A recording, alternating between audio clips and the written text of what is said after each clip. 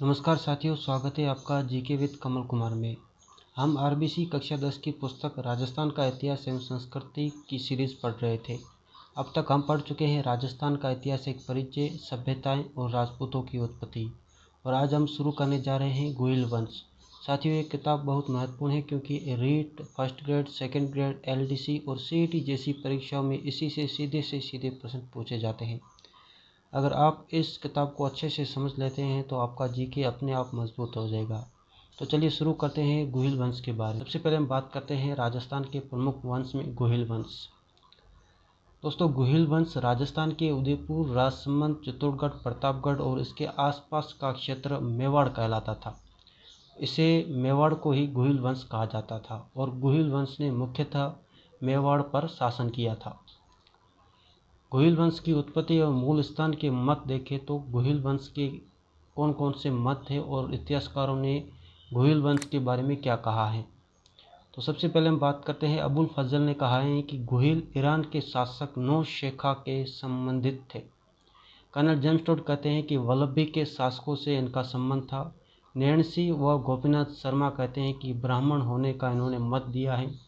और डॉक्टर गौरीशंकर हीराचंद ओझा कहते हैं कि 566 ईस्वी के लगभग गोहिल वंश स्थापित हुआ था। इस वंश का नामकरण इसके प्रतापी शासक गोहिल के नाम से हुआ था।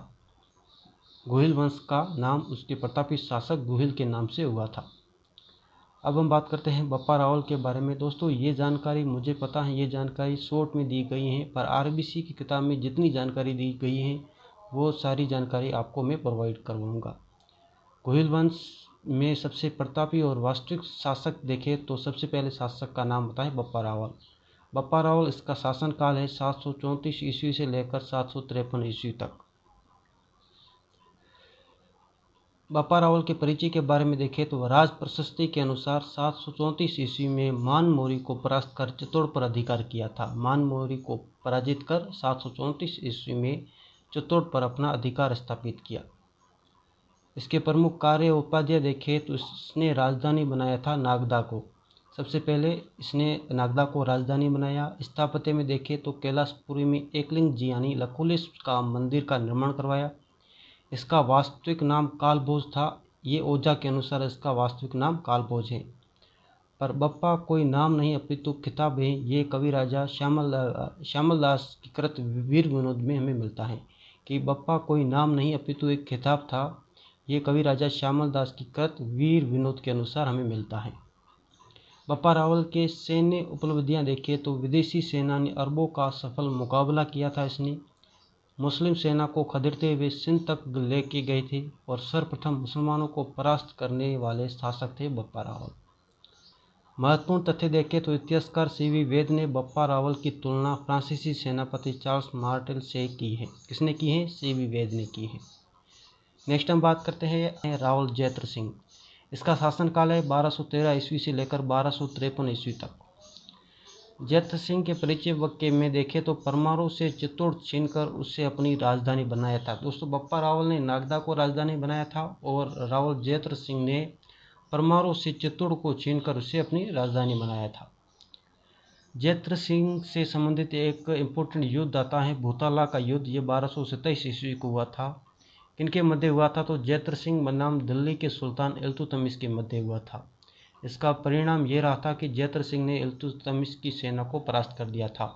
और ऐतिहासिक स्रोत देखें तो जयसिंह सूरी का ग्रंथ है हमीर मद मर्दन। इसमें इस युद्ध का वर्णन मिलता है और इस ग्रंथ में इल्तुतमिश को हमीर कहा गया है। ओझा जी का कथन है कि दिल्ली के गुलाम वंश के सुल्तानों के समय में मेवाड़ के राजाओं में सबसे प्रतापी और बलवान राजा जैत्र सिंह ही था। ये ओझा जी ने कहा है, डॉक्टर गौरीशंकर हीराचंद ओझा ने कहा है। अब हम बात करते हैं रावल रतन सिंह के बारे में। दोस्तों, मुझे पता है ये जानकारी बहुत ही शॉर्ट में है, पर आरबीसी में जितनी जानकारी दी गई है उतनी मैं आपको बता रहा हूँ। और एग्जामिनर जो भी आरएसएसपी का नया बोर्ड आया है वो 10वीं क्लास की किताब है, जो राजस्थान अध्ययन की किताब है, उसे ही सोर्स बनाकर क्वेश्चन पूछ रहा है। तो आप इतना पढ़ लेते हैं तो ही इनफ है। रावल रतन सिंह के बारे में पढ़ते हैं तो रावल रतन सिंह का शासनकाल 302 से लेकर 303 तक रहता है। परिचय देखें तो मेवाड़ के गोहिल वंश की रावल शाखा के अंतिम शासक थे रावल रतन सिंह। रावल शाखा के दोस्तों, अलाउद्दीन खिलजी का आक्रमण हुआ था 1303। उस समय शासक थे रतन सिंह। और जो युद्ध हुआ था, आक्रमण हुआ था, उसके परिणाम भी हम देखेंगे। सबसे पहले हम देखते हैं अलाउद्दीन खिलजी का आक्रमण 1303 में हुआ था। उसके क्या कारण रहे थे? इसका कारण पहला रहा था कि साम्राज्यवादी महत्वाकांक्षा व व्यापारिक उपयोगिता के कारण अलाउद्दीन खिलजी ने चित्तौड़ पर आक्रमण किया था। और दूसरा कारण था रानी पद्मिनी को प्राप्त करना। ये जानकारी हमें मलिक मोहम्मद जायसी की किताब पद्मावत में मिलती है, जिसकी रचना 1540 ईस्वी में मलिक मोहम्मद जायसी द्वारा की गई थी। युद्ध के परिणाम देखें तो सेनापति गोरा और बादल वीर गति को प्राप्त हुए थे। ये गोरा बादल रानी पद्मिनी के चाचा और भतीजा थे। गोरा चाचा था और गोरा भाई था और बादल इसका भतीजा था रानी पद्मिनी का। रानी पद्मिनी ने 1600 महिलाओं के साथ जौहर किया। इसे चित्तौड़ का प्रथम शाखा कहते हैं और ये राजस्थान का दूसरा शाखा था। और राजस्थान का पहला शाखा था रणथंभौर का शाखा, जो 1301 को हुआ था। और चित्तौड़ का नाम बदलकर खिजराबाद कर दिया था अलाउद्दीन खिलजी ने। ये जानकारी थी चित्तौड़ के शाखे के बारे में, जो चित्तौड़ का पहला शाखा और राजस्थान का दूसरा शाखा हुआ था 1303 को।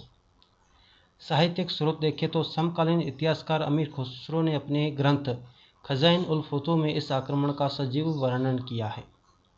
नेक्स्ट हम बात करते हैं राणा हमीर के बारे में। मोस्ट इम्पोर्टेंट शासक हैं राणा हमीर। 1326 से लेकर 1364 ईस्वी तक इनका शासनकाल रहा था। इनका परिचय देखें तो सिसोदा ठिकाने के जागीरदार थे। सिसोदा ठिकाने के जागीरदार थे, इस कारण ये सिसोदिया कहलाए थे आगे चलकर। और 1326 ईस्वी में चित्तौड़ पर अधिकार कर गुहिल वंश की पुनर्स्थापना की। गुहिल वंश की पुनर्स्थापना हुई थी 1326 ईस्वी में। नेक्स्ट हम बात करते हैं राणा हमीर के बारे में। तो इनका एक युद्ध सामने आता है, सिंगोली का युद्ध, जो बांसवाड़ा में हुआ था। यहाँ पर इन्होंने मोहम्मद बिन तुगलक की सेना को परास्त किया था। प्रमुख उपाधि देखें तो कीर्ति स्तंभ प्रशस्ति में विषम घाटी पंचानन कहा गया है राणा हमीर को। विषम घाटी पंचानन इसलिए कहा जाता है क्योंकि विकट आक्रमणों में ये सिंह के समान रहते हैं। इनका अन्य नाम है मेवाड़ का उद्धारक, क्योंकि उन्होंने 1326 में चित्तौड़ पर अधिकार कर पुनः गुहिल वंश की स्थापना की थी। वंश परिवर्तन अलर्ट, यानी सिसोदा का जागीरदार होने के कारण यह वंश सिसोदिया कहलाया। हमीर के बाद मेवाड़ के सभी शासक सिसोदिया कहलाए और यहाँ से रावल शाखा समाप्त होती है और सिसोदा यानी सिसोदिया शाखा प्रारंभ होती है। अब हम बात करते हैं महाराणा लाखा व महाराणा मोगल के बारे में। दोनों एक साथ पढ़ेंगे। महाराणा लाखा का शासनकाल 1382 से लेकर 1421 तक रहा है। महाराणा लाखा के बारे में बात करें तो इनकी अर्थव्यवस्था में जावर माइन से चांदी व सीसा की खोज की गई थी। मतलब चांदी की खान इनके समय या इनके शासनकाल में खोजी गई थी।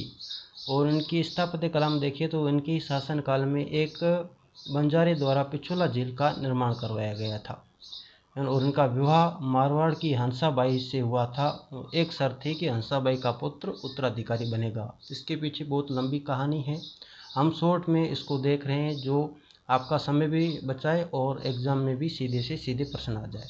तो इनका विवाह मारवाड़ की हंसाबाई से हुआ था। शर्त यह थी कि हंसाबाई का पुत्र उत्तराधिकारी होगा। और उनका पुत्र चुंडा ने राज्याधिकार त्यागा और उन्हें राजस्थान का भीष्म पितामह कहा जाता है। नेक्स्ट हम बात करते हैं महाराणा मोकल के बारे में। महाराणा मोकल 1421 से लेकर 1433 ईस्वी तक इनका शासनकाल रहा था। दोस्तों ये शासनकाल याद रखना, क्योंकि अब जो RSSB का न्यू बोर्ड है वो ज़्यादातर इन तारीखों पर ज़्यादा विश्वास करके और इन्हीं के बेस पर प्रश्न पूछ रहा है। महाराणा मोकल के बारे में देखें तो लाखा व हंसाबाई का पुत्र था। इनके संरक्षक देखें तो अल्पायु में चुंडा बने थे। बाद में संदेह के कारण चुंडा मांडू चले गए थे। इनकी हत्या 1433 ईस्वी में जिलवाड़ा में चाचा व मेरा ने महपा पंवार के साथ इनकी हत्या कर दी थी 1433 में। मोकल के समय स्थापत्य कला देखें तो चित्तौड़ में समिधेश्वर मंदिर, जिसे त्रिभुवन नारायण मंदिर कहा जाता है, उस मंदिर का जीर्णोद्धार करवाया और एकलिंग जी मंदिर पर परकोटा बनवाया। ये महाराणा मोकल के समय स्थापत्य कला में प्रमुख कार्य किए गए थे। समिधेश्वर यानी त्रिभुवन नारायण मंदिर का जीर्णोद्धार करवाया गया था और एकलिंग जी मंदिर का परकोटा बनवाया गया था। अब हम बात करते हैं वीर स्मरणी महाराणा कुंभा के बारे में। महाराणा कुंभा का शासनकाल 1433 से लेकर 1438 तक है। और इनके बारे में बात करें तो राठौड़ों का प्रभाव समाप्त कर मेवाड़ी सामंतों का विश्वास जीता, शक्ति का केंद्र चित्तौड़गढ़ और कुंभलगढ़ को बनाया। इनसे संबंधित 3 विजयी अभियान हैं, उनको देखते हैं। सबसे पहले हम बात करते हैं मालवा विजय। मालवा विजय ये सारंगपुर का युद्ध था 1437 में। यहाँ पर महमूद खिलजी प्रथम को परास्त किया था और इस विजय के उपलक्ष्य में विजय स्तंभ का निर्माण करवाया गया है 1440 से लेकर 48 के मध्य। दूसरा अभियान है मारवाड़ अभियान। यहाँ पर मंडोर पर अधिकार किया 1453 को। बाद में संधि कर अपने पुत्र रानी महाराणा कुंभा ने अपने पुत्र रायमल का विवाह मारवाड़ की राजकुमारी से करवाया। और इनका तीसरा अभियान है गुजरात या मालवा गुट। यहाँ पर चंपानेर की संधि हुई थी 1456 में। चंपानेर की संधि मालवा के महमूद खिलजी व गुजरात के कुतुबुद्दीन शाह के बीच में संधि हुई थी। चंपानेर की संधि हुई थी 1456 में। इस संधि में इन्होंने एक गुट बनाकर कुंभा को हराने के लिए एक युद्ध रचा था, पर कुंभा ने कूटनीति से 1457 से 58 में ये आक्रमण उनका विफल कर दिया था। ये कुंभा के प्रमुख सैन्य अभियान थे। अब हम बात करते हैं महाराणा कुंभा की स्थापत्य कला के जनक के रूप में जाने जाने के क्या क्या कारण हैं। कवि राजा श्यामल दास के अनुसार मेवाड़ के 84 में से 32 दुर्गों का निर्माण महाराणा कुंभा ने करवाया था। इनके प्रमुख दुर्गों में देखें तो कुंभलगढ़ दुर्ग, जो अपनी भौगोलिक स्थिति के लिए प्रसिद्ध है और इसका शिल्पी मंडन था। अचलगढ़ दुर्ग, सिरोही और अन्य दुर्ग में सिरोही और मचान दुर्ग भी आते हैं, जो कुंभा द्वारा निर्मित है। प्रमुख मंदिर देखें तो विशालता व तक्षण कला हेतु अद्भुत हैं, जैसे कुंभ स्वामी मंदिर चित्तौड़गढ़ में है, श्रृंगार चौरी मंदिर है, एकलिंग जी का विष्णु मंदिर है। रणकपुर के मंदिर भी कुंभा द्वारा निर्मित किए गए थे। कुंभा एक महान योद्धा के साथ साथ एक महान निर्माता भी था, जो हमें इनके दुर्ग और मंदिरों की स्थापत्य कला के साथ देखने को मिलता है। महाराणा कुंभा के साहित्यिक एवं उपाधियाँ। कान्ह व्यास एकलिंग महात्म्य के अनुसार कुंभा वेद, स्मृति, मीमांसा, उपनिषद, व्याकरण व राजनीति के ज्ञाता थे। इनके रचित ग्रंथ देखें तो संगीत राज है, संगीत मीमांसा है, सूट प्रबंध है। टीकाएँ देखें तो चंडी शतक है, गीत गोविंद है, संगीत रत्नाकर है। दरबारी विद्वान देखें तो अत्रि व महेश है, जिन्होंने कीर्ति स्तंभ प्रशस्ति की रचना की थी, और कान्ह व्यास है। नेक्स्ट टाइम देखें तो इनकी प्रमुख उपाधियाँ देखें तो उन्हें महाराजा धीराज, राव राय, दानगुरु, राजगुरु, परम गुरु, हाल गुरु, अभिनव भट्टाचार्य और हिंदू सुल्तान भी कहा जाता है। और अंतिम समय में इनको उन्माद रोग हो गया था और 1468 ईस्वी में इनके पुत्र उदा द्वारा इनकी हत्या की गई थी। उदा मेवाड़ के प्रथम पितृहंता साबित हुए थे, जिन्होंने अपने पिता की हत्या की थी 1468 में। अब हम सार संग्रह देखते हैं। जितना अब हमने अभी गुहिल वंश के बारे में पढ़ा है, उसका एक शॉर्ट रिवीजन देखते हैं एक ही स्लाइड में। 566 ईस्वी में गुहिल ने गुहिल वंश की स्थापना की। ये गुहिल वंश के संस्थापक थे। 734 ईस्वी में बप्पा रावल ये वास्तविक संस्थापक थे, नागदा को राजधानी बनाया। 1227 रावल जैत्र सिंह चित्तौड़ को राजधानी बनाया और भूताला का युद्ध हुआ था इल्तुतमिश के साथ। 1303 रावल रतन सिंह प्रथम शाखा रावल शाखा का अंत हुआ था। आक्रमणकारी अलाउद्दीन खिलजी था। 1326 राणा हमीर सिसोदिया शाखा का प्रारंभ हुआ। 1433-1468 से महाराणा कुंभा साम्राज्य का चरमोत्कर्ष स्थापत्य और सैन्य काल में रहा था। और रिवीजन टिप देखें तो रावल शाखा का अंतिम शासक रतन सिंह था, जबकि राणा यानी सिसोदिया शाखा की शुरुआत राणा हमीर ने की थी। तो ये हमने देखा था गुहिल वंश के बारे में। दोस्तों, ये गुहिल वंश के बारे में पार्ट 1 था। कल हम इसका पार्ट 2 लेके आएंगे, जिसमें हम गुहिल वंश को पूरा कर लेंगे। दोस्तों, मैं जानता हूँ इसमें जो गुहिल वंश की जानकारी दी गई है वो बहुत ही शॉर्ट है। दोस्तों, आरबीसी की किताब में जितनी जानकारी दी गई है उतनी ही जानकारी मैंने आपको प्रोवाइड की है। मुझे पता है कि इससे संबंधित यानी गुहिल वंश से संबंधित अथाह भंडार है, पढ़ने के लिए एक दो किताबें लगती हैं, पर जितना आरबीसी की किताब में दिया हुआ है उतना मैंने आपको बताया है। और आरएसएसबी का जो न्यू बोर्ड है वो इसी किताब को सोर्स बनाकर यहीं से क्वेश्चन पूछा जाता है। तो कम लिमिटेड सोर्स हैं, उतना ही अपन को पढ़ना है और उतना ही एग्जामिनर द्वारा पूछा जाएगा। तो इसके लिए आप हमारे YouTube चैनल को सब्सक्राइब जरूर करें और हमारी वीडियो को शेयर करें। तो दोस्तों, आज के लिए इतना ही। मिलते हैं किसी अनदर वीडियो में। तब तक के लिए जय हिंद, जय भारत दोस्तों।